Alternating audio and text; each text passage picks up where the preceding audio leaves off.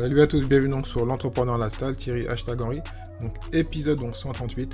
Aujourd'hui on va parler de comment donc éviter le burn-out pendant cette période de crise où étrangement pour beaucoup on travaille beaucoup, que ce soit entrepreneur ou cadre, parce que là on va parler avec une invitée qui est spécialiste du burn-out et donc des ressources humaines.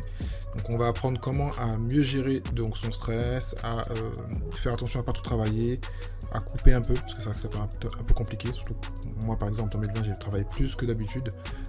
Donc, pour plein de raisons, donc ça vous aura la surprise bientôt. Donc je vous dis donc tout après avoir remercié le sponsor. Entre que ce soit donc débutant ou donc expérimenté, tu sais qu'il est important donc d'avoir les bons outils pour débuter en ligne. Donc moi je te propose un outil qui va te permettre de créer, automatiser et vendre en ligne donc avec la plateforme numérique tout en un, donc System.io. Donc des tunnels de vente, avoir un autorépondeur, un site de membres, faire de l'affiliation, donc créer ton propre programme d'affiliation et plus si tu veux. Donc créer une audience, vendre des formations, enfin lancer ton business en 2021, ne pas perdre de temps. Donc pour ça, donc j'ai mis un partenariat en place avec donc Aurélia Maker. Donc si ton chiffre d'affaires actuellement stagne, tu vas le multiplier par 3, par 4 ou par plus en quelques jours, juste grâce au deal qu'on a fait. Donc tu peux aller sur le lien donc system.io/THE. Donc system.io/THE. Donc de retour après avoir remercié le sponsor, donc aujourd'hui j'ai Aude Célie, donc qui a fait l'honneur donc de venir nous parler un peu de tout ce qui est technique pour éviter donc d'avoir enfin tout simplement c'est une spécialiste de la prévention du burn-out, donc aussi donc des RH, donc il va nous donner plein de conseils. Donc on va vite le voir avec elle, avec son expérience qui est assez longue. Je pense beaucoup la connaissent déjà. Elle a écrit 3 livres aussi, donc je mettrai les liens dans le show notes, et on en parle en plus dans tous les cas dans l'épisode. Donc si toi actuellement tu as du mal, tu travailles trop, tu as du mal à gérer le télétravail, j'avais beaucoup de personnes autour de moi me dire voilà qu'ils pensaient que c'était le rêve et ils ont compris que le télétravail c'est pas pour eux. Donc on va donner plein d'informations, enfin elle va donner plein d'informations, donc n'hésite pas aussi à aller donc sur son site missionqvt.fr et comme je dis donc je mets les liens dans le résumé pour aller donc lire ses livres, aller être consulté par elle. Enfin, il y a plein d'infos. Il y a aussi pour les personnes qui travaillent dans le domaine, parce qu'elle a créé aussi un site. Pareil, je mettrai le lien dans le résumé. Pour ceux qui veulent travailler dans le domaine, donc aider les personnes à gérer leur équipe, à gérer eux-mêmes. Voilà, il y a aussi un site par rapport à ça. Donc, je te dis à tout de suite avec Aude. Salut Aude, comment tu vas ? Bonjour Thierry, très bien, merci pour l'invitation. Merci à toi donc de venir nous parler de prévention, de santé, en plus on est en nouvelle année donc c'est important donc de faire attention à tout ça. Et malheureusement donc on est encore dans le Covid, bientôt là on est en fin février quand on enregistre, donc on sera peut-être déjà confiné, un 3e confinement. Donc faut faire attention, donc on va prévenir aux gens, donc des entrepreneurs surtout. Oui. Et ceux qui veulent devenir entrepreneurs, ceux qui sont consultants, qui travaillent plus que d'habitude, comme moi j'ai travaillé beaucoup en 2020 bizarrement. Et donc faire attention aux postures, attention à ce qu'on mange, tout ça pour éviter, parce que faut dire ce qui est, notre premier outil c'est notre cerveau et notre corps, donc si on fait pas attention, tout le reste va déconner. Donc je te laisse te présenter pour ceux qui ne te connaissent pas, puis on va partir sur les questions techniques. D'accord. Bah écoute, moi je m'appelle... bon, bonjour tout le monde déjà. Donc moi je m'appelle Aude Célie. Aujourd'hui je suis consultante dans la prévention des risques psychosociaux et je suis spécialiste du burn-out parce que j'en ai vécu un. Donc aujourd'hui je suis écrivain, j'ai écrit 3 livres sur le sujet. Donc mon premier livre, enfin les 3 d'ailleurs ont été nominés voilà, avec des prix aussi bien... managériale, que par les salariés, le club des comités d'entreprise. Voilà, donc mon premier livre a été monté aussi en pièce de théâtre et tout récent, mon premier livre a été adapté en version audio. Donc voilà, aujourd'hui mon travail c'est d'apporter des solutions et entre autres aussi avec le nouveau site de recrutement spécialisé Pôle QVT que je viens de lancer pour faire en sorte que les personnes qui sont formés ou que les autres étudiants justement qui s'orientent vers des risques psychosociaux puissent trouver du travail. Donc voilà, donc plusieurs sujets, donc mission QVT et pôle QVT. Voilà. Donc on mettra tous les liens dans le résumé, parce que donc là il y a plusieurs choses, donc je mettrai donc mission QVT, donc plutôt le côté consulting et info, pôle QVT, compromis, donc si je me trompe pas c'est quand le travail vous tue, donc histoire d'un burn-out et de sa guérison, c'est ça ? Le deuxième, burn-out et après, donc comment le prévenir, comment se reconstruire. Et ensuite, le troisième, renaissance, il y a une vie après le burn-out. Donc ce qui est très bien, c'est que tu as rebondi d'un effet négatif, ce que souvent font les entrepreneurs. Et en plus, toi maintenant, tu es aussi entrepreneur, même si certains, quand ils sont indépendants, ils n'aiment pas oser dire « Ah, je suis entrepreneur ». Qu'on soit micro ou qu'on ait 440, on est entrepreneur parce que voilà, il y a quand même une différence entre prendre sa vie en main et tenir le volant et faire les choses. Donc tu restes entrepreneur. Donc ça tombe bien, donc tu vas parler à l'audience, tu vas montrer ton parcours. Même si là, on va vraiment dans la technique. Hein. Donc là, actuellement, 2020 était une période dure pour beaucoup. D'autres très bien pour eux, parce que ils ont pu rebondir, donc ça c'est bien pour eux. On va pas se plaindre, on va plutôt s'en inspirer. Qu'est-ce que toi, qu'est-ce que tu as vu actuellement qui font que les gens ont du mal à mieux travailler et qu'est-ce que tu leur conseillerais pour éviter donc, de tomber? Parce que moi, alors je vais faire une parenthèse, et je crois qu'on en a parlé la dernière fois en off. Moi, pour moi, le burn-out, c'est pas de burn-out en entrepreneur, on peut parler de burn-out parce qu'il fait ce qu'il aime. Même si des fois on peut se tromper, on croit qu'on aime quelque chose. Donc, est-ce que donc tu vois des entrepreneurs qui viennent te voir pour dire qu'ils sont en burn-out et parce que pour moi, c'est pour un salarié, c'est pas pour un entrepreneur, parce que sinon il peut s'arrêter s'il veut. Alors oui, je suis d'accord avec toi. C'est pour ça que c'est intéressant de faire ce podcast. Nous sommes aujourd'hui dans une situation qui est absolument inédite. Aujourd'hui, on est dans une situation que nous sommes peu, même tous très... on est dans un mode aujourd'hui d'adaptation que l'on ne maîtrise pas, que nous ne contrôlons pas. Et effectivement, aujourd'hui, il faut... et ça fait partie justement du côté très épuisant. Donc on est dans l'usure psychique, c'est de tout le temps, en fait, être dans le changement. En entreprise, on dit souvent que tout ce qui concerne les ruptures, tout ce qui concerne les changements d'organisation, quand ce n'est pas accompagné, quand ce n'est pas préparé, et ben ça a des impacts et ça crée justement des risques psychosociaux. On est aujourd'hui clairement dans cette situation et encore plus quand on est entrepreneur, parce que être entrepreneur c'est quoi? Alors c'est intéressant parce que je suis intervenue auprès d'une classe de troisième et en fait on m'avait posé la question de quelle est la différence entre un entrepreneur et un chef d'entreprise. Et je leur disais donc de mon point de vue que être entrepreneur c'est être un porteur de projet. C'est être quelqu'un qui veut construire quelque chose, qui a une idée et qui est dans le projet, et que chef d'entreprise, c'était un rôle qu'on jouait. Parce qu'on peut très bien être entrepreneur et choisir de ne pas être chef d'entreprise.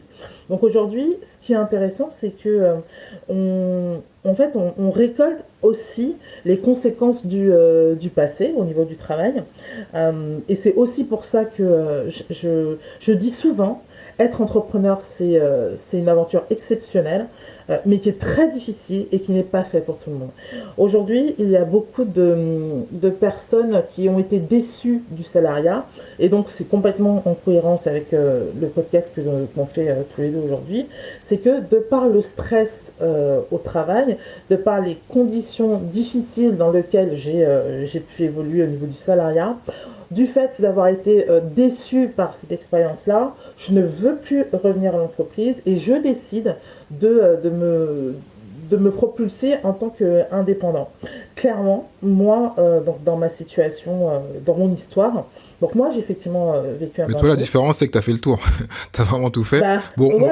on peut pas te dire que ça va être très long parce que tu as passé beaucoup de diplômes, tu es passé par beaucoup bon, un début classique, puis après tu montes, tu fais des diplômes RH, je fais un résumé, tu fais plein de choses pour évoluer, parce qu'en plus tu es plutôt une femme très intelligente, donc je dis pas que c'est pour toi c'est facile les diplômes, mais voilà, quand il faut, tu passes les diplômes parce qu'en France, malheureusement, il faut les diplômes, donc tu les as. Je dirais les gens à les lire et aller voir d'autres podcasts, ils iront plus dans l'info. Mais il y a plein de gens actuellement, parce que je crois que 2020, bizarrement, on a battu les records de création. Donc moi, je suis parti dedans, parce que j'en ai créé une aussi. Ouais. Mais c'est qui était prévu avant la crise, donc j'ai pas le choix, j'ai continué. Et donc je pense qu'il y a plein de gens qui se forcent à être entrepreneurs et qui vont vite comprendre que c'est pas une obligation et que c'est pas... Voilà.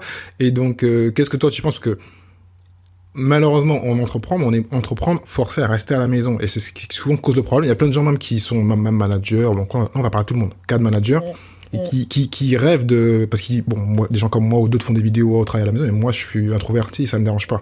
Ça n'a rien changé quasiment. Même si, bon, je manque un peu les séminaires et les webinaires, les séminaires, ça m'intéresse. Mais je suis très content à la maison. Et d'autres, Ouais, au contraire, ils ont compris après quelques mois, ils disent, ah non, je peux pas. Les enfants, ouais, ouais. les postures au travail, j'ai pas Bah vraiment de oui, bureau, bah oui. j'ai des douleurs au dos, je Ouais, mange plus de sucre, enfin voilà. ouais. Comment on peut améliorer sa qualité de vie au travail et est-ce que l'entrepreneuriat est obligé pour tout le monde? Quand on est manager, qu'on a un bon statut, on se dit, mais pourquoi je me fais chier avec un boss qui me fait, pendant la crise, bosser plus que je bossais avant? Ouais.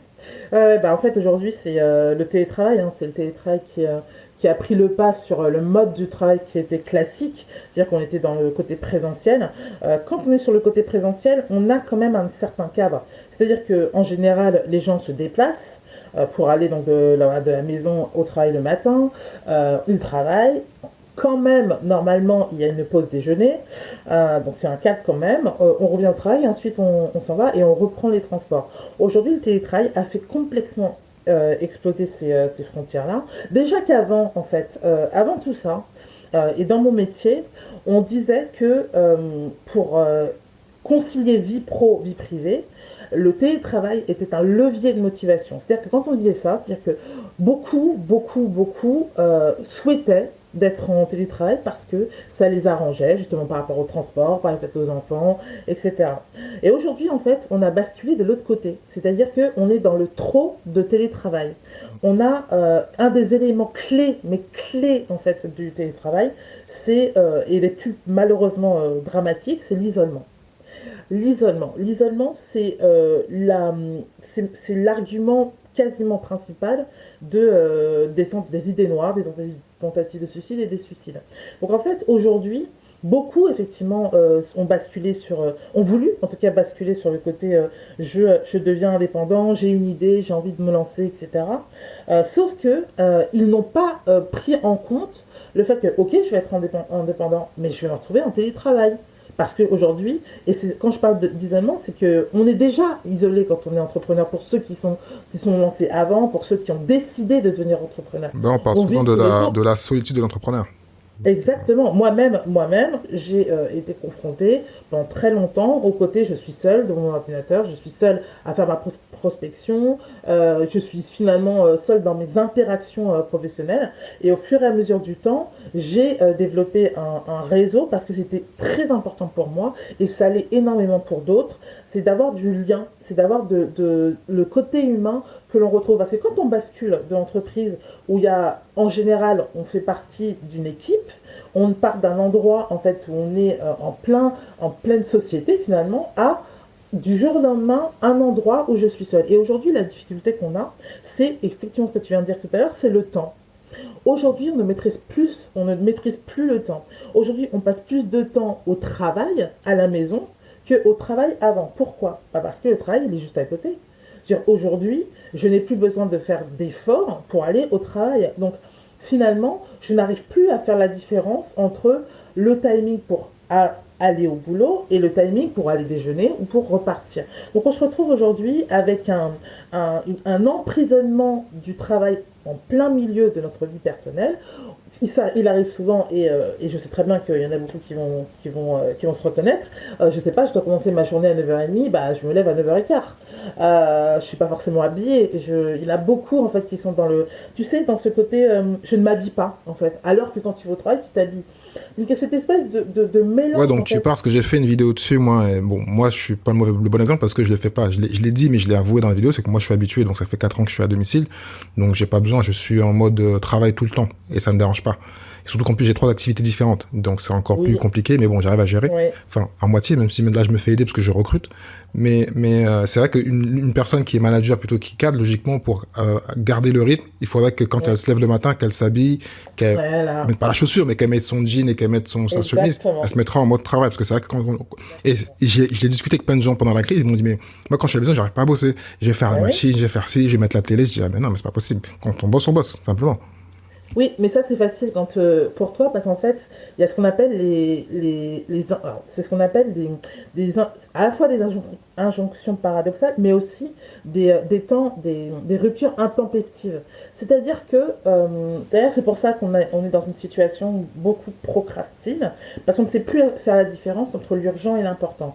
Et aujourd'hui, tu es chez toi, bah, qu'est-ce qui se passe? Tu vas peut-être avoir les enfants qui vont venir, tu as peut-être ta femme qui va passer derrière toi, tu peux avoir la télé qui soit en fond, tu vas avoir ton portable qui est juste à côté de toi, etc. Donc il y a plein de choses aujourd'hui qui nous déconcentrent en fait et qui fait que c'est extrêmement compliqué pour beaucoup, surtout qu'on n'est pas du tout égaux sur la mise en place du télétravail pour chacun. Il y en a qui ont, je sais pas, une pièce qui doit faire 10 mètres carrés, qui sont obligés de prendre une chaise comme PC, enfin comme support de PC. Il y en a qui sont dans des endroits où par exemple, voilà, il n'y a pas de chambre, donc les enfants vont être en plein milieu du salon et vont faire du bruit. Donc tout ça, en fait, ce sont des éléments que les entrepreneurs et les nouveaux entrepreneurs n'ont pas pu, en fait, anticiper parce qu'il y avait cette capacité de... Et par exemple, tu vois, il y a un support que je trouve génial et que j'utilise souvent maintenant, c'est l'espace de coworking. L'espace de coworking, c'est ça qui est génial. C'est-à-dire qu'on a un endroit où je peux aller en tant qu'indépendant. Donc, qu'est-ce que je fais? Je me lève le matin, je m'habille comme si j'allais au travail et du coup, je me déplace. Aujourd'hui, il n'y a même plus ça. Il n'y a même plus, même les endroits, tu sais, ces bibliothèques où les entrepreneurs peuvent aller bosser. Parce que quand on a besoin de cadre, il faut aller à l'extérieur. On n'a pas le choix, sinon on n'arrive pas. Il y a trop de... Et même, c'est bien de changer, parce que moi qui suis indépendant et à la maison depuis un bout de temps, des fois, j'en ai marre de ma propre maison. Pourtant, j'ai 100 mètres carrés, j'ai un grand jardin, enfin, tout est bien. Donc, moi, la crise, ça s'est passé facilement parce que j'ai cet espace-là. Ouais. Et j'ai comparé avec d'autres qui ont une pièce ou deux pièces, et là, Ouais. et avec enfants, c'est la cata. Et c'est logique en même temps, parce que on a besoin Oui. d'espace. Ah oui, non mais complètement. Moi je vois là, je suis dans un deux pièces, j'ai transformé ma chambre en bureau de fortune et la personne avec qui je vis est dans le salon. Sauf que on est déjà, encore une fois, on est dans le télétravail. Lui, c'est quelqu'un qui travaille dans le milieu informatique, les créations de sites, etc. Donc il est très souvent en fait au téléphone ou en conférence téléphonique. Moi c'est pareil. Donc du coup, il y a même en termes de son, c'est-à-dire qu'on est obligé de dire à l'un et à l'autre, s'il te plaît, est-ce que tu peux faire attention? Parce que moi j'ai pas un conf call, machin, là, je viens de le dire justement, je suis en podcast, essaie de limiter le bruit au maximum. Et en fait, on n'est pas du tout tous égaux, donc c'est aussi ça qui rend les choses difficiles, c'est que quand on est entrepreneur, et ben en fait, on a besoin d'être 100% focus sur ce sujet. Parce qu'en fait, être entrepreneur, c'est être tout le temps, tout le temps, tout le temps, euh, euh, je vais dire omnubilé, mais oui. Parce qu'en fait, au début, je pense que toi, tu es passé par là aussi, c'est, ok, je lance un business, mais je veux que ça marche. Mais comme je veux que ça marche, je vais m'investir. Et du coup, on s'investit beaucoup plus souvent en tant qu'entrepreneur que quand on est cadré dans un contexte au milieu du travail. Donc c'est ça qui est important, c'est que y a ce côté où on est obligé de s'adapter, et j'en reviens vraiment au côté de s'adapter très très très vite, parce que on n'a plus le choix en fait. Les choses sont complètement mélangées. Et par exemple, quand on est entrepreneur, on est censé justement développer son portefeuille. On est censé développer ses réseaux et tout. Et il y a une chose que je constate avec les personnes que je côtoie, et les entrepreneurs, etc., c'est qu'ils me disent, Aude, on répond pas à mes mails. Ben oui, parce que pourquoi? Qu'est-ce qui se passe? Non mais c'est vrai, tu sais Non, pourquoi? mais je vois pourquoi tu dis ça, vas-y. Bah, parce qu'en fait, les gens, quand normalement ils sont censés être à côté, tu peux te déplacer, prendre ton téléphone, aller dans l'étage du dessus, etc. Mais là, c'est tout le monde communique par mail. Tout le monde. Donc on se retrouve dans ce Et que par mail, j'appelle mais aussi à des heures où on se dit, mais non, mais attends, on va pas mal à 11 heures. Même si, bon, tu sais que la personne exactement. doit pas répondre, mais comme tout le monde a le téléphone, tout le monde peut répondre. Oui, exactement. Et en fait, il y a ce qu'on appelle j'appelle ça de l'infobésité en fait. C'est-à-dire qu'on se retrouve aujourd'hui dans une surcharge informationnelle, et c'est pour ça qu'aujourd'hui on parle d'ailleurs d'usure, enfin liée à l'hyperconnexion, parce que je sais pas comment ça se passe, mais pour toi, mais moi, encore une fois, je suis entrepreneuse aussi. Je passe de mon PC sur mon portable, de mon portable à la télé, de la télé à mon PC, en passant par l'écran de mon portable. Donc aujourd'hui, on a aussi, et c'est ça qui est aussi difficile pour les entrepreneurs, c'est comment je fais pour poser des limites. Comment est-ce que je fais pour gérer aussi la frustration, puisque, encore une fois, quand tu es censé monter ta boîte et que tu veux la développer, quand tu entends quand même qu'on est dans un contexte économique extrêmement grave, je prends pour exemple, moi par rapport à mon projet qui est lié sur le recrutement, et ben, le recrutement en ce moment, c'est quand même pas l'idéal, et c'était pas du tout prévu dans mon business plan, etc. C'était pas du tout prévu que le recrutement soit la dernière roue du carrosse. Donc, en fait, tu sais quoi? C'est ça qui est aussi difficile pour l'entrepreneur, c'est de ne pas savoir où on va. Je n'ai plus, on n'a plus de visibilité, on n'a plus de vision. Et tu sais ce que je dis souvent? Je dis souvent que pour pouvoir avancer dans un projet ou dans sa vie d'ailleurs, il faut qu'on ait Imaginons un GPS. Un GPS, tu as une adresse. Et quand tu as une adresse, tu sais où tu vas. Même si tu vas passer par des virages, etc., tu sais où tu vas. Le problème aujourd'hui, c'est qu'on n'a plus d'adresse. Bah, Et disons, donc, on va dans tous les sens. disons que tu dois t'en mettre. Moi, c'est ce que je me suis mis. J'ai fait un podcast il y a un mois dessus. Je me suis dit, je suis plutôt content, même si, bon, comme par hasard, ce que j'ai mis en objectif commence très mal, mais je me suis fait un objectif Ouais. sur 3 ans. Et ce qui m'a Ouais. rassuré, ce qui m'a Oui. calmé, parce que je me suis dit, je vais recruter cette personne, je vais faire ci, je vais faire ça, mais bon, Mhm. parce que je le mets que je vais le faire, mais bon, je vais tout faire pour le faire, je le relis, et là, quand je l'ai relis, parce qu'on a bientôt en fin de mois, je dis, ouh, je suis un peu en retard. Bon, Mhm. parenthèse, donc il faut soi-même se créer une propre vision, même si c'est très très flou, très très flou, parce Oui. qu'on sait trop logiquement on va sortir de la crise, mais bon, on sait pas quand. Je vais aller un peu plus directement dans les questions. En général, c'est les questions qu'on te pose pour les salariés. Donc je vais te les poser en plusieurs fois et bon, malheureusement c'est mon défaut, je pose plusieurs questions. Donc là, comment donc entre entrepreneurs on peut gérer l'isolement? Comment repérer et analyser les situations de stress Oui. dans son business et c'est quoi pour toi la clé du comme maintenant on y est tous donc faut apprendre hein, les clés du bonheur au travail au télétravail à la maison. C'est quoi donc je sais pas si je te repose la question s'il y a un souci. Oui, alors la première question, c'était quoi? Comment en tant qu'entrepreneur on gère vraiment c'est normal Ouais, de ouais, l'isolement mais là c'est un ouais, isolement ouais, forcé un peu ouais, différent on n'a plus les séminaires on n'a ouais. plus tout ça comment on gère l'isolement. Alors, c'est une question qui est compliquée aujourd'hui parce que, en fait, quand je répondais à ce genre de questions, je disais, le plus important, c'est le réseau. Donc, en fait, pour moi, encore aujourd'hui, le plus important pour éviter l'isolement, c'est de faire partir de réseaux de professionnels. Il y a des choses qui existent. Moi, je sais pas, par exemple, en RH, il va y avoir l'ANDRH, il va y avoir A-Digital, etc. Et il est important de se connecter en fait à des professionnels. Ça, c'est des choses auxquelles j'avais pas réfléchi en soi parce que maintenant, en fait, tout est lié à la visio. En fait, tout est lié à la visio.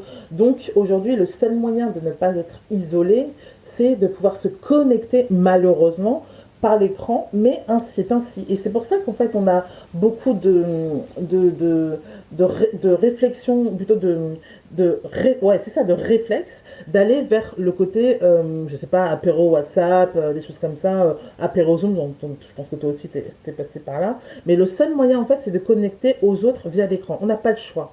Donc l'isolement, et en plus je pense que ce qui est important, c'est des personnes qui nous comprennent aussi. En général, il faut que.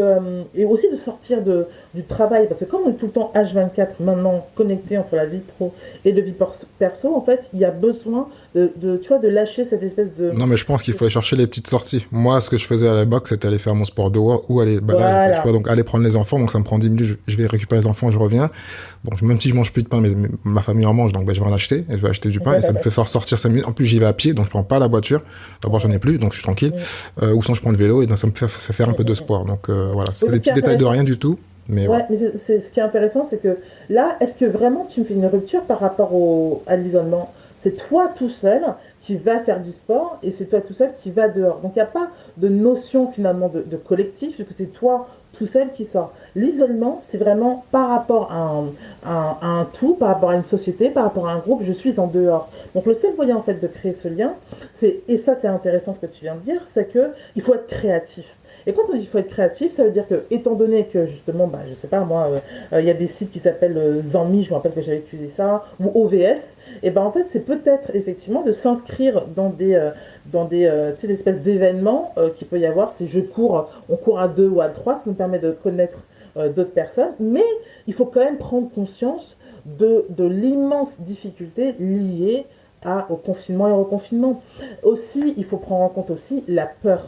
La peur de choper ce virus, la peur de transmettre et donc l'auto-isolement que je m'impose. C'est pour ça qu'aujourd'hui on a cette difficulté-là parce que oui, il faut trouver des solutions à l'isolement, mais comment faire? Et il y a un des éléments que je propose et que je dis il faut absolument utiliser ça, c'est les cellules psychologiques. Aujourd'hui, il y a des numéros de téléphone qui ont été mis en place par le gouvernement, aussi bien pour les étudiants, d'ailleurs c'est encore autre chose, mais aussi bien pour les entrepreneurs que pour tous, il y a des numéros de téléphone de cellules psychologiques qui permettent de parler à quelqu'un. Et pour les étudiants, j'ai trouvé ça très intéressant, c'est qu'il y a des associations qui leur permettent de se retrouver. Et par exemple, moi de mon côté, je mets en place des groupes de parole, mais des groupes de parole par visio. Et c'est super intéressant parce que quand je faisais ces groupes de parole sur place, enfin en présentiel, bah du coup les gens, oui, il n'y a pas de souci, ils s'exprimaient et parfois ils étaient un peu, tu sais, comme il y a d'autres personnes, donc un peu réticents, un peu pudiques et tout, alors que là, via l'écran, comme les gens, ils peuvent ne pas mettre leur caméra, comme les gens peuvent mettre en fait des pseudos, et ben en fait du coup entre guillemets, se lâche beaucoup plus pour exprimer. Donc en fait, tout est lié à, pour moi, la seule façon de lutter contre l'isolement, c'est de communiquer. Donc vers qui je peux me tourner. Donc encore une fois, il y a les cellules psychologiques, le fait qu'il y ait mes amis, ceux qui ont la chance, moi j'ai une sœur jumelle par exemple, qui est seule d'ailleurs, et en fait, pour le peu de temps où je peux me déplacer, je vais chez elle, comme ça on discute ensemble, et on passe énormément de temps en visio, énormément, mine de rien. Et nous, on est jumelles, c'est-à-dire qu'on a passé notre vie à être à côté. C'était très compliqué du jour au lendemain de se retrouver en séparation, pas du tout maîtrisée ou contrôlée, etc. Et on a essayé de trouver un rythme sur la visio. Donc, ne pas hésiter éventuellement à faire partie de réseaux qui permettent voilà, de discuter entre pairs ou d'utiliser les numéros de psychologique ou ses amis ou le fait de se concentrer sur qu'est-ce que je peux faire à l'extérieur qui peut me faire du bien. Ou Voilà, sinon, je rajouterai encore, hein, je fais toujours mon intéressant, créer un podcast. Et puis comme ça, non, mais oui, mais c'est vous intéressant. inviterez qui vous voulez et vous ferez un Mais podcast oui, vidéo, comme ça vous voyez des gens. et, non mais c'est ça, parce qu'en fait, c'est exactement ce que tu dis. Parce qu'en fait, il y a un échange de paroles. Et je dis toujours que la parole guérit. Et la parole, en fait, c'est ce qui permet d'aller vers l'extérieur. Alors qu'aujourd'hui, on nous force à être vers l'intérieur et à ne pas communiquer. Et en fait, il y en a beaucoup ici qui utilisent les réseaux de rencontres. Hein, clairement, ils n'ont jamais autant explosé que voilà. Donc après, il y a plein de sites. Moi, je pense aux sites de femmes, mais il y a les Ofina, forums je sais pas, de la 5, etc. Et donc ça ça reste quand même intéressant, parce que ça c'est bien, mais à un moment ou à un autre, ça reste quand même toujours du virtuel. Donc, Quoi? Je sais pas entendu, excuse-moi. j'ai dit ça c'est bien, je comprends l'intérêt, mais Oui. ça reste quand même du virtuel. Mais bien sûr, mais aujourd'hui, on n'a pas le choix. Aujourd'hui, on est dans une phase d'adaptation Donc où ça reste mieux que rien, on va dire. exactement. En fait, c'est même pas c'est moins que rien, enfin mieux que rien. C'est je suis obligée de m'adapter. Je n'ai pas le choix. On n'a pas le choix. Donc en fait, c'est aussi la capacité de pouvoir d'être résilient finalement par rapport à une situation qui est quand même compliquée et difficile. Et on est obligé de réfléchir par rapport aux moyens qu'on a. Et le seul moyen qu'on a aujourd'hui, en étant vraiment malheureusement en lien avec la crise sanitaire qui fait qu'on ne peut plus, et tu vois bien aussi par exemple par rapport aux personnes âgées, les personnes âgées sont isolées, on parle même maintenant là de s'auto-isoler pendant les 2 prochains mois. Donc on ne peut pas se battre contre une situation que l'on ne maîtrise absolument pas. Donc c'est à nous de nous adapter, et nous adapter, c'est essayer de trouver parmi ce qui existe, et parfois, peut-être être créatif, évidemment, c'est comment est-ce que je fais pour créer du lien. Donc, Mais je vais te reposer deux questions vas-y. par rapport à ça. Donc parce qu'en tant qu'entrepreneur, on est un peu des fois un ego surdimensionné, surtout les hommes. Donc ça mettra un lien vers l'épisode que j'ai fait sur l'entrepreneuriat homme et féminin Ouais. il y a 2 semaines. Mhm. Comment on fait pour sentir et connaître les RPS, les différents, comment on appelle ça déjà, les problèmes psychosociaux qui sont liés des fois qu'on ne voit pas parce qu'on est isolé, donc personne ne le voit. Donc si on a la chance Oui, d'avoir une femme ou tout des à gens, fait. ils vont peut-être dire qu'il y a un problème. Donc comment Tout nous-mêmes à fait. on peut les détecter, et comment on fait pour modifier tout ça et pour essayer donc de se calmer un peu et de pouvoir maintenir notre corps et notre esprit en forme pour bien travailler. Mhm. Alors en fait, je dis souvent que en gros, tu vois, ce qui peut arriver aux dirigeants ou aux entrepreneurs, c'est d'ailleurs beaucoup le cas déjà, c'est le fait de craquer, en fait. C'est qu'à un moment donné, je craque. Mais qu'est-ce qui se passe avant de craquer? Donc pour moi, ça se traduit par l'effondrement, c'est qu'il se passe le processus de l'épuisement. Et aujourd'hui, le processus de l'épuisement, en tout cas de par mon expérience et de par tout mon personnel et toute mon expérience professionnelle, je suis capable de dire en fait qu'il y a 4 phases avant de s'effondrer. Alors, la première phase, c'est quoi? C'est je prends du plaisir dans mon travail, j'ai beaucoup de satisfaction. Il faut toujours aussi se dire qu'on ne peut pas empêcher le stress d'être présent, puisque de toute façon, le stress est là. Donc, on est obligé encore une fois, de s'adapter, puisque le stress, il y a 3 sortes de réactions. C'est soit je fonce, j'attaque, soit je fuis, soit je suis tétanisé. Donc on est obligé de faire avec cette donnée-là. Donc il faut trouver des solutions. Donc cette première phase de plaisir, c'est voilà, tout va bien, j'adore mon boulot, je suis alerte, je connais bien, je suis compétent, etc. Donc ça, en général, à partir du moment où on commence à avoir des signaux physiques de stress, eh ben là, à ce moment, il faut commencer à tendre l'oreille. Alors, qu'est-ce qui peut être intéressant pour les auditeurs? C'est de comprendre qu'est-ce que c'est que le stress. Le stress, c'est quoi? Donc déjà, c'est normal, il n'y a pas de bon ou de mauvais stress, il y a du stress. Mais le stress, c'est une réaction physiologique. Qu'est-ce qui se passe? En fait, je vais vous donner un exemple. Entre midi et 14h, vous êtes dans la restauration, vous allez voir un rush. Donc, ce qui se passe, c'est que le corps se prépare. Le cerveau envoie des informations pour que les hormones se déclenchent. Du coup, le cœur va battre plus vite, les muscles vont se tendre pour relever le défi. Donc, une fois qu'il est 14h, 14h30, 15h, le corps, pas de problème, a digéré et a intégré les hormones et revient à la normale. La difficulté, c'est quand le stress est sur du long terme. Quand c'est du sur du long terme, ça veut dire que la machine de déclenchement des hormones pour gérer le stress est non-stop. Et à un moment donné, le corps humain, il a des limites. Et quand, en fait, ces hormones sont dans le trop-plein, ça veut dire, et c'est là où je trouve que le corps humain est extraordinaire, c'est qu'il envoie des signaux. Il envoie des signaux pour dire ça ne va pas, il y a trop de stress, j'ai besoin de prendre du repos. Et en général, le premier signal est forcément physique. Donc ça va être les troubles du sommeil. Pourquoi? Parce qu'on va être dans les surchichiques. Ça veut dire que dès que je commence à dormir mal, dès que je commence à ressentir, à me veiller en pleine nuit, dès que je commence à rêver du travail, etc., c'est déjà un signal important sur attention, on est dans le développement de symptômes liés au stress. La deuxième chose, deuxième élément, c'est en termes généraux, donc des maux physiques. Donc ça, j'ai mal au dos, encore plus aujourd'hui avec le télétravail, parce que le télétravail, aujourd'hui, on parle de quoi comme métier qui doit se développer, c'est pour ça que j'ai fait Pôle QVT, c'est l'ergonomie.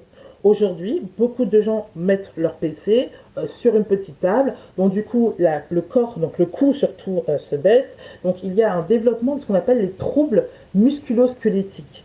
Et ça commence à prendre de plus en plus de place. Pourquoi? Parce que, encore une fois, quand je parle de stress sur le longue durée, là, on est sur du télétravail à longue durée. Et comme si on ne s'adapte pas en termes ergonomiques sur le télétravail pour que je le réalise de la meilleure façon et de prendre un travail de qualité, et ben ça va jouer. Donc en fait, cette phase-là, elle va durer un certain temps. La deuxième phase, Juste parenthèse, que c'est important, parce qu'on en a parlé aussi en off, parce que comme je t'avais dit, moi je dis-moi. travaille debout, même si là je suis pas Oui. debout, mais voilà, en général, donc pour ceux qui ont Oui. ces problèmes-là et qui ont des problèmes comme Oui. sciatique, Mm. donc c'est travail debout. Donc maintenant il y a plein de magasins qui vendent les tables debout. Sinon on peut acheter les mini tables, on rajoute sur une table classique.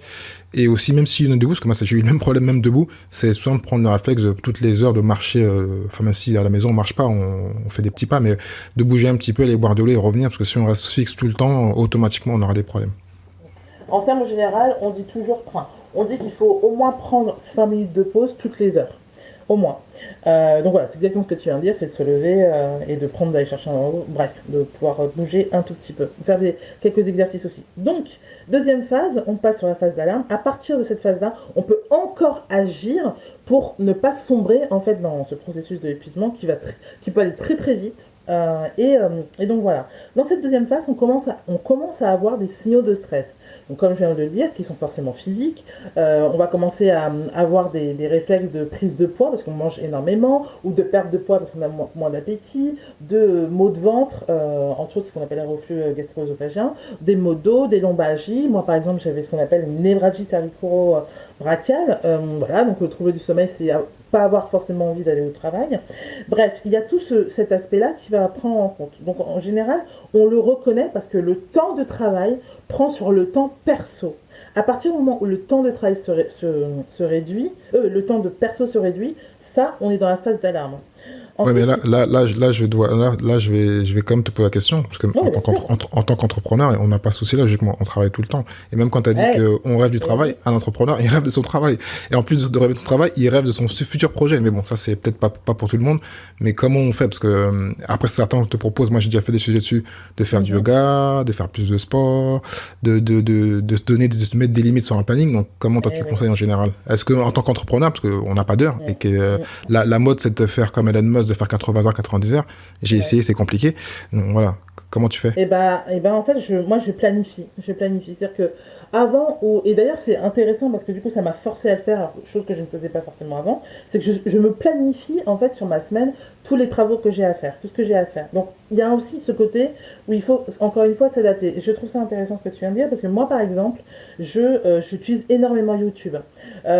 Exemple, donc dans mon métier, dans la qualité du travail des risques psychosociaux, c'est un truc tout bête, hein, mais ça fait partie justement de ce qu'il faut faire, c'est prendre 10 minutes pour rire. C'est-à-dire que je vais sur YouTube, je me mets n'importe quelle vidéo et je prends 10 minutes pour rire. Parce que ça permet de délivrer aussi des hormones, des stress, et qui permet en fait de poser un moment, de prendre un temps qui est différent que le temps de travail. Il y a aussi ce qu'on appelle les vidéos, donc j'utilise aussi souvent, c'est la cohérence cardiaque. Donc en fait, c'est un exercice qui permet de se poser encore une fois et d'être sur l'instant. Bon, on dit, tu sais, on parle souvent de l'instant présent, etc. Mais c'est compliqué. Pour moi, les gens ne comprennent pas forcément, c'est un peu abstrait et tout. Mais le temps présent, c'est par exemple, effectivement, je prends une vidéo, cohérence cardiaque, ça dure 10 minutes en termes généraux, et ça permet en fait de se mettre des temps. Tu vois, par exemple, quand on était au bahut, quand on était au lycée, on avait quoi? On avait des cours qui duraient de 8h à 9h, de 9h à 10h et tout. Donc il faut en fait s'obliger, et encore, et donc il faut, le point clé pour moi, c'est la discipline. La Mais surtout que discipline. par rapport à ce que tu dis, je crois que j'avais vu un podcast qui disait que dans tous les cas, la nature de l'humain fait qu'on peut pas se concentrer plus de 2 heures. Après 2 heures, Exactement. si on continue à bosser, on va faire que des conneries pour rester poli. Et moi, ce que je fais par rapport à ce que tu dis, j'ai pris ce que fait Tony Robbins, même si Ouais, j'ai un grand trampoline dehors, mais j'en ai pas à la maison, mais je ouais, prends un grand matelas et je ouais. saute en général 5 à 2 minutes dessus, donc ça permet donc de régénérer le corps. Ou sinon, je Ouais, fais un petit peu d'abdos, ou sinon, je vais marcher ouais, dehors quand je peux. Voilà. exactement, Et après, exactement. un petit peu de sport au-dessus à la corde, ce qui fait que ça Mm. rebooste le corps et puis je reviens au boulot. Ouais, ouais, ouais. Et c'est intéressant ça parce que tout le monde n'a pas forcément l'espace, hein, pour pouvoir faire du sport, etc. Mais il faut pouvoir, et en fait, on est obligé du coup de réfléchir à d'autres choses. Donc moi, j'attache beaucoup d'importance à ce que les gens puissent utiliser autre chose que le sport, parce que tout le monde, et puis tout le monde n'aime pas forcément ça. Donc en fait, voilà, dans cette phase un peu d'alarme, il va falloir commencer à se poser des questions parce que un des éléments qui peut commencer à poindre, c'est le fait que je prends de moins en moins de plaisir dans mon travail. Et là, on va basculer dans la troisième phase, qui est la phase où en fait on résiste, malgré le fait que tout est compliqué.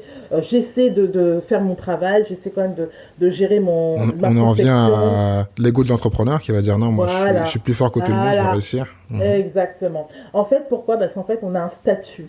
En général, quand on a décidé d'être entrepreneur, c'est qu'on est des personnes qui n'avons pas peur, pour ceux qui sont capables d'être entrepreneurs, de prendre des risques. C'est qu'il y a une forme de fierté, peut-être d'ego effectivement, de dire, Non, mais il y a bah, aussi une fierté moi, parce que, non, il y a aussi une fierté parce qu'en général, quand tu as créé, les gens vont dire c'est pas oui, possible, c'est un entrepreneur, mais exactement, t'es bête, pourquoi t'as quitté ton truc de cadre? exactement. Ça marchera pas ton truc. Ouais. Donc t'es obligé de C'est te dire qu'il exactement ça. faut que ça réussisse. Oui, c'est ça. En fait, le truc, c'est que du coup, le regard des autres peut avoir un gros impact sur l'entrepreneur. Parce qu'il y a ce côté où, en plus d'avoir décidé de monter ma boîte ou d'avoir mettre mon projet, j'ai quasiment pas le droit à l'échec. Parce que, un, je ne veux pas, moi-même, parce que je me suis lancé un défi et que je veux que derrière ça fonctionne. Mais aussi ce côté où, par exemple, il y a tes amis qui vont dire, ouais, ça va pas trop marcher et tout.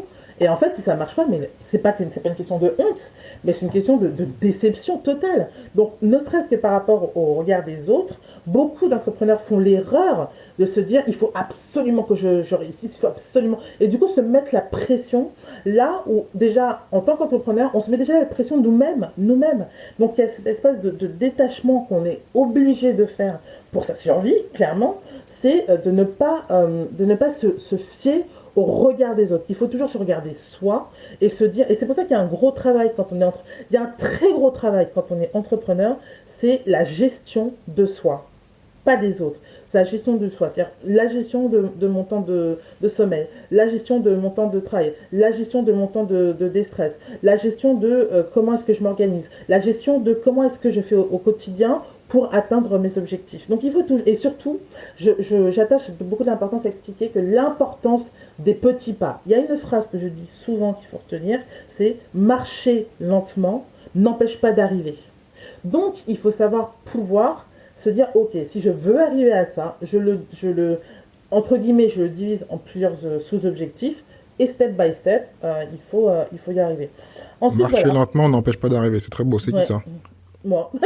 Waouh, magnifique. Ah, ok, ben, je vais le noter. Je t'en prie. Donc c'est intéressant d'avoir cette vision-là, d'avoir une espèce de psychologie aussi qui est tout le temps dans. Enfin, en tout cas, moi, c'est ce que je dis. C'est le positif amène le positif. Souvent, je dis aussi que en termes pour tenir le coup, il est intéressant de faire un journal à la fin de la journée où j'écris ce que j'ai fait de bien. Pas ce que je n'ai pas fait, pas ce que j'ai mis en retard, etc. C'est de se dire, même si parfois c'est une seule chose, je peux vous dire une chose, c'est qu'au bout d'une semaine, si vous relisez, vous allez dire, ah, mais en fait, j'ai fait des trucs, j'ai fait des trucs. Pas, parce qu'en fait, tu sais, je sais pas si toi ça t'arrive, c'est de faire une to-do list et en fait, pas réussi à avoir fait la moitié. Et ça, on peut souvent avoir ce sentiment d'échec en tant qu'entrepreneur en se disant, ouais, j'ai même pas réussi à faire ça. En plus, tu sais, toi aussi, je pense que t'es Mais confronté moi, à ça, c'est le côté administratif. je l'ai fait cette année très sérieusement, ma to-do list. Et c'est pour ça, quand je te disais Mhm, que moi, j'ai pas ce problème de vision que les gens ont peur, mhm. je me suis forcé à le faire parce que j'ai mis. Non, Discipline. j'ai pas réussi à mettre mes 50, mais j'ai fait aussi un truc qu'on m'a dit, c'est que j'ai aussi remis ce que j'ai déjà fait déjà. Parce que j'ai Oui. bientôt 45 ans dans 3 jours, 2 jours, et j'ai mis tout ce que j'ai déjà fait. Et c'est vrai que par rapport à Ouais, plein de gens, j'ai fait plein de trucs, certains ouais. pour d'autres sont Ouais. simples, et j'ai fait beaucoup de voyages, et donc je me suis dit, j'ai 3 enfants, j'ai une famille, Et donc qu'on a tendance à oublier. Et qu'on a tendance à voilà. oublier. Et Et du coup, il y a un truc. surtout de pas se comparer aussi, voilà. Voilà, exactement. Donc le regard des autres, il faut savoir s'en affranchir. Et surtout, et tu viens de le dire, c'est la discipline. J'en reviens toujours à ce mot-là, c'est que il faut, et c'est compliqué, hein, parce que le corps, le cerveau, il est habitué à quoi? Il est habitué à des habitudes. Et en fait, tu vois, c'est comme quand tu marches, en fait, tu sais, on réfléchit même plus. On réfléchit même plus à comment est-ce que je fais pour marcher. Donc en fait, le corps, le cerveau a ancré des choses. Un exemple, je sais pas, je n'ai jamais, par exemple, faire une to-do list. C'est quelque chose que je ne faisais pas naturellement. Donc le corps, le cerveau, il se dit, non mais moi je suis pas habitué à ce que tu fasses une to-do list. Donc tu vas prendre le temps que moi j'engrange le fait qu'il faut que je fasse une to-do list tous les jours. Et ce qui permet en fait de changer les habitudes, c'est la répétition. C'est la répétition. C'est le seul moyen pour ancrer les choses et pour déconstruire et pour avancer et faire les choses différemment. Donc c'est pour ça qu'il ne faut pas s'inquiéter en soi en disant oui, je sais pas, par exemple, je te donne une nouvelle résolution, oui, tous les jours je vais faire du sport. En général, il y a toujours une forme d'échec plusieurs mois après. Mais c'est pourquoi? Parce que tout simplement, le corps n'a pas été habitué à courir tous les matins, ça n'a pas été naturel. Mais en faisant au fur et à mesure du temps, le cerveau enfin, du coup, intègre ce nouveau schéma et va permettre de le faire de plus en plus Mais naturellement. d'où l'importance de chaque fois rajouter des nouvelles habitudes. Même moi, comme dit, Ouais. j'en parlais sur un podcast il y a un an. C'était la mode des douches froides, donc j'en fais toujours en plus. Au début, je faisais 15-20 secondes. Maintenant, je peux rester 2-3 minutes en dessous et même plus, Mhm, ça me dérange pas. mhm, mhm. Après, j'en rajoute. Il y a un an, j'ai changé d'alimentation, j'ai retiré le sucre totalement. Donc Yes. plein de choses comme ça. Et en fin de compte, le fait d'en faire, quasiment, je cherche des nouvelles habitudes à rajouter parce que je sais très bien que ça peut m'aider. Et en fin de compte, on devient habitué à avoir des petites modifications. Donc ça peut C'est changer. ça. Il y a aussi un truc qu'on n'a pas dit, mais par rapport quand tu disais, si je pensais, c'est que en plus, ça règle tous les problèmes, c'est d'avoir un coach, quelqu'un qui a réussi et Ouais, il qui, faut payer. d'abord, on va échanger. Et en plus, on va donc peut-être avoir de nouvelles habitudes, être aussi redevable. Si on n'a pas fait les choses, il va nous dire, ben non, pas bien, t'as pas bien fait les choses. Donc, c'est vrai que le coach, par rapport à tout ce qu'on a dit, peut régler, surtout si lui, il a réussi et il Oui, a mais il aussi faut ses payer. techniques. Ouais, Malheureusement. ça, Malheureusement. la difficulté Malheureusement. aujourd'hui qu'on a, c'est qu'il faut payer, que vu les contextes économiques, il y a beaucoup d'entrepreneurs qui n'ont pas les moyens, C'est vrai. Ah, après, il y a coach malheureusement. et coach. Hein. On peut trouver des coachs qui sont pas des vrais coachs, qui sont proches et qui ont des réussites, qui Oui, veulent aider. c'est Donc, ça. c'est plus un mentor qu'un coach. Mais bon, ça, c'est autre chose. Voilà, on est d'accord. Donc en fait, c'est pour ça que voilà, c'est une question de progression. Et en général, la dernière phase, on est sur la phase de l'effondrement. Et ça, et la personne en elle-même, surtout les dirigeants, parce qu'en fait, on a ce côté où, en fait, bon, j'aime pas trop ce mot, mais on parle souvent de déni. Moi, je considère que le déni, alors, on sait pourtant, les entrepreneurs voient qu'ils sont fatigués, voient qu'ils prennent de moins en moins de plaisir, donc ils le savent. Mais c'est juste qu'ils ne savent pas comment faire pour trouver une solution. Et en fait, je veux donner un élément clé, enfin des éléments clés pour les entrepreneurs qui nous écoutent. Il y a 4 choses que vous devez avoir en tête si vous voulez comprendre que vous courez vers l'épuisement. La première chose, c'est que vous prenez de plus en plus de plaisir au travail. Vous l'aimez de moins en moins. La deuxième chose, c'est la fatigue. Donc la fatigue intense. C'est pas une fatigue qui se résorbe avec un week-end cocooning ou avec une nuit de 8 heures à 10 heures. C'est que, en fait, vous êtes en week-end, vous êtes fatigué, vous revenez, vous êtes fatigué. Et ce qui se passe aussi au niveau mental, c'est j'ai plus le lundi, par exemple, le dimanche soir, ah, j'ai pas envie d'aller au travail le lendemain. Donc il y a tous ces schémas-là. La troisième chose, en fait, c'est, et tu vois, ça c'est hyper important, je te jure, Thierry, c'est l'explosion des conduites addictives.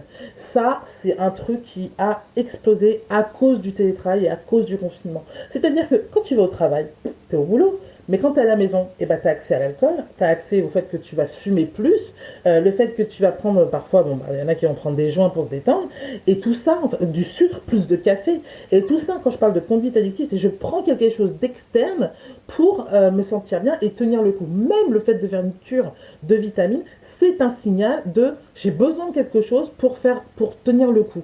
Et ça doit être la conduite addictive, c'est une alerte aiguë. Et la dernière chose qui doit faire éveiller la situation, en tout cas sur ce vers quoi on fonce, c'est le changement de comportement. Et ce que tu as dit tout à l'heure, c'est intéressant parce que les premières personnes qui voient le comportement changer, c'est l'entourage, les personnes qui sont à côté. Donc quand on est isolé, qu'est-ce qui se passe? On n'a personne qui l'observe, il n'y a personne qui peut le voir. Tu sais, quand on fait des visios, mais qui sait vraiment comment je me sens, puisque ce n'est que de la visio, je peux faire un sourire, etc. Donc en fait, ces 4 vraiment éléments-là, la fatigue, je perds de moins en moins je perds de plus en plus de plaisir au travail, j'ai une conduite addictive et mon comportement change. Et ça, c'est vraiment les éléments clés qui sont vraiment des signes de je risque de courir vers l'épuisement. Bon, je remettrai donc tous les liens par rapport donc, aux différents syndromes que tu viens de citer, les 4. Je vais te poser donc les 5 questions que je pose à tous mes entrepreneurs. Ouais. Donc, quel est le business dont tu rêves à part celui que tu fais actuellement? Quel est le quoi? Le business, l'entreprise que tu rêves à part celle que tu fais actuellement.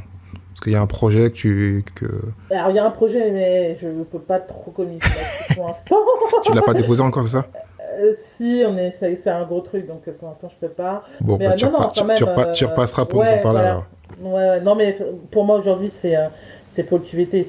Je veux développer absolument l'emploi sur le sujet, et puis les conférences qui me permettent de sensibiliser les gens sur le risque d'épuisement. Ouais. Ok. Quelle est ta meilleure expérience en tant qu'entrepreneur ou investisseur? En tant qu'auto-entrepreneur, je pense que c'est le fait de partager mon expérience. Aujourd'hui, j'explique ce qu'est un entrepreneur. Je l'ai fait dernièrement avec des troisièmes et je trouve extraordinaire de pouvoir expliquer aux autres ce que le fait d'être entrepreneur apporte. Ça, c'est vraiment un truc Donc partager, que ouais. je fais avec les étudiants. Ouais. Quel est pour toi le meilleur levier pour devenir entrepreneur?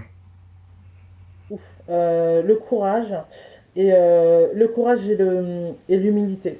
C'est pas parce que je suis un entrepreneur que je suis meilleur que les autres. Donc ne pas se mettre de pression, donc être humble et du courage. Ok. Quel est le livre que tu conseillerais à tout entrepreneur et pourquoi? Les 4 accords Toltec, parce que c'est un livre de développement personnel et ça permet vraiment d'essayer, en tout cas, d'avancer dans cette vie le mieux possible. Et voilà. Et donc, vraiment, les 4 accords Toltec, c'est un peu, moi, mon livre de chevet qui permet d'avoir une philosophie de vie et du coup, qui m'aide aussi à travailler tous les jours en tant qu'entrepreneur et pour avancer de la meilleure façon possible. Ok. Dernière question, quelle est la compétence que tu rêves d'avoir? La compétence que je rêve d'avoir. Oh, alors là, c'est une bonne question.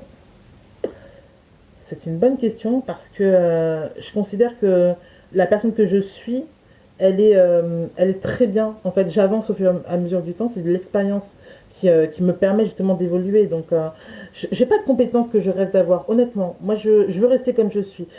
À la limite, je pourrais dire que je veux rester avec ma valeur la plus importante, c'est rester authentique. Voilà. Rester authentique, d'accord.